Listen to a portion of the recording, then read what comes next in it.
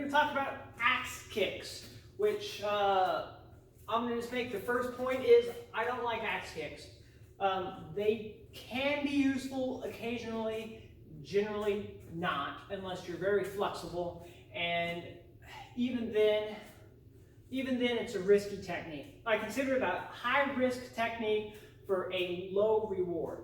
So I'm not super flexible, and I'm also not very tall.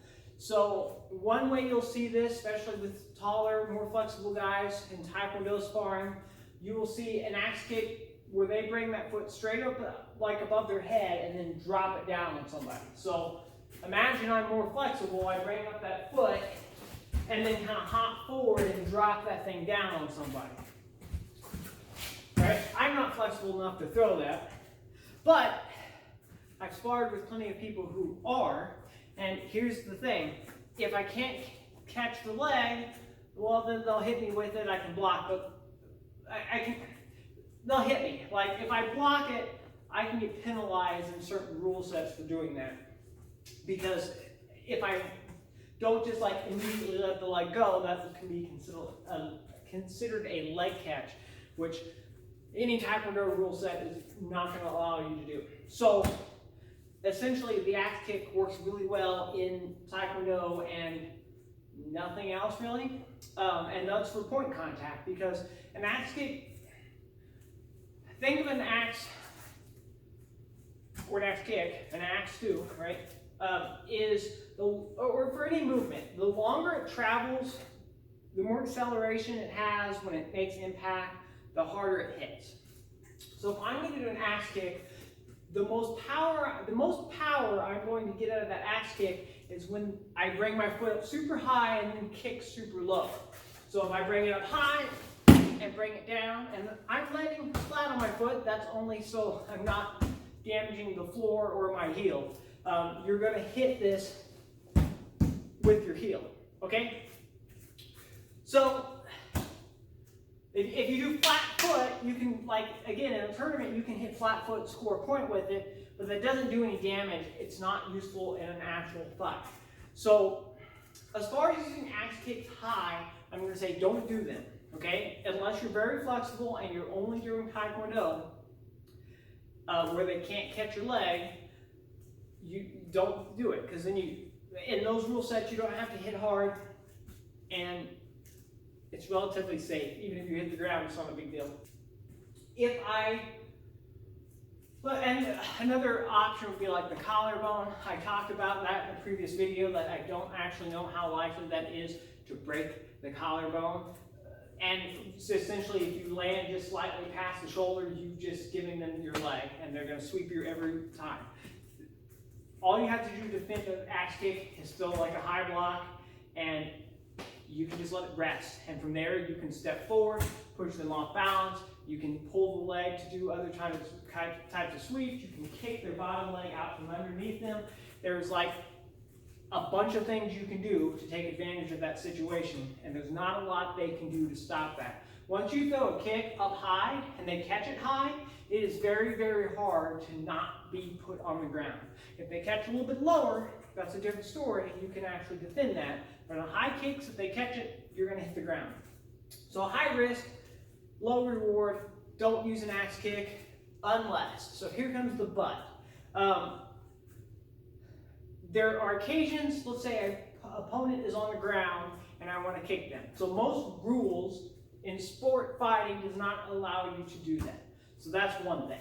Second thing, I still have the problem that if I throw a kick up and then come down and they're able to like grab that in some way, I've given them my leg and they can tie me up a little bit and push me off balance. They might, if they have a good like open guard, they might be able to wrap me up into some kind of like, I don't know, De La Riva or X guard or some kind of guard that is going to end up with me on the ground, which isn't so good. Exceptions. So I have the axe kick in the fourth form. When am I using it? Almost never. I'm using an axe kick when an opponent is on their hands and knees and it is necessary for me to use potentially lethal force against them. That's the only time I would actually be using an axe kick. So because my target is going to be like the back of the head, so say somebody's on the ground here, but they're getting ready to get back up, they're not done fighting, they are a dangerous person. Here is back of the head, and that's where the axe kick is intended in the form. So it is intended to be a lethal or potentially lethal technique in a life or death situation where if that person is allowed to get back to their feet, they will kill them. So that is why we do a sidestep in the form. So in the form, we end here with the knife hand. We do a sidestep. Now this doesn't directly follow that sequence, but we do sidestep and kick. The reason that is, if most of the time if I end up with somebody on the ground, I've swept them in some way, or I've kicked them and they fell. One, they're probably, if they're going to stand back up, most people will go, if they hit the ground, they will come here to stand up, and that gives me that position. If I kick under the ribs, that's okay, like a rising kick, snap kick, they can catch my foot, which again isn't great for me. An axe kick is going to be more lethal, and it is going to allow me to not get my foot catched or caught. I'm making up words now. Because the sidestep we do is from this position to this position. So the axe kick comes down here. So if I was here and if I was the attacker or the one throwing the axe kick and they're on the ground, I'm stepping in front of them and then throwing that axe kick down to the back of the head. If they tuck the head, I could hit the back, but you gotta be careful that you don't hyperextend your leg while you're doing that kick. But like center of the back, like directly like the low, slightly, basically dead center of the back. If you've never been hit there, it's not very pleasant. It will like kind of make things cramp up and you kind of do this. So that is an okay place to hit too, which wouldn't be lethal, but would be not very pleasant to kick somebody with.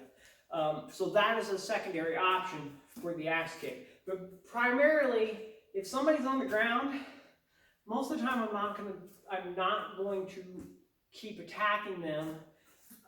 It just depends on the circumstance. A lot of times if somebody's on the ground, I've probably already won. If I'm standing and they're not, all right? But there are circumstances where, hey, this person's trying to kill me, I knocked them down, they're gonna get back up, they're gonna keep coming. Maybe they have a weapon, maybe they're just outclass me, outsize, strength in some way, and I can't win. I can't keep myself alive in any other situation. So this axe kick would be used in the same circumstance in which legally you would be allowed to draw a gun and shoot them. So I'm not using the axe kick just for any reason.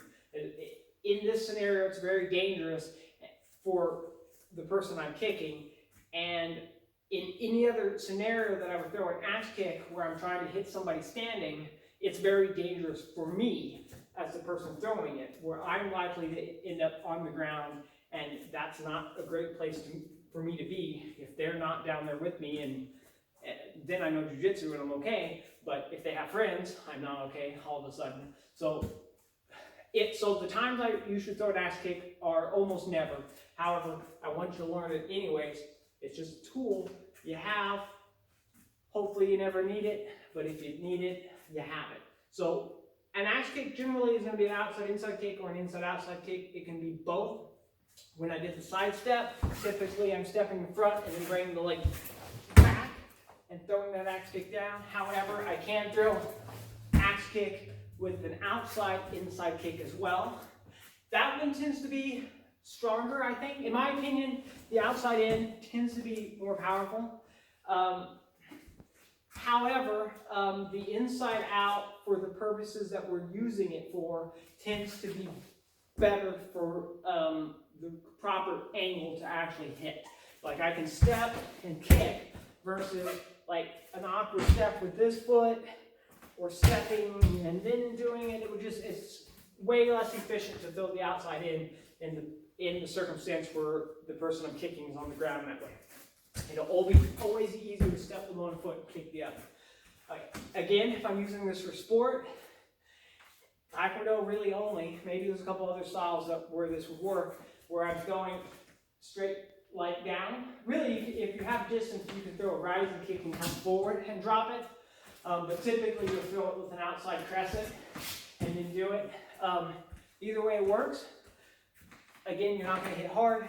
You're going to score a point, and you might end up on the ground while you're doing it. So generally, I'm going to advise don't use an axe kick. If you have to use an axe kick, then the circumstances are pretty bad, and I'm already in a standing position over somebody who's trying to hurt me. So generally, axe kicks are no good. But everything has a use sometimes, even if not very often. So should you train an axe kick very often? Probably not. If you like doing it, it's fun, go ahead. Are you actually going to use it very often? Probably not. So it's just, I wouldn't spend a whole lot of time training it. However, it's always good to have it if you need it. So, like the video, subscribe, leave a comment if you have any questions. If you want to see something else, or discuss anything, or anything, put it in the comments. I'll try to get back to you.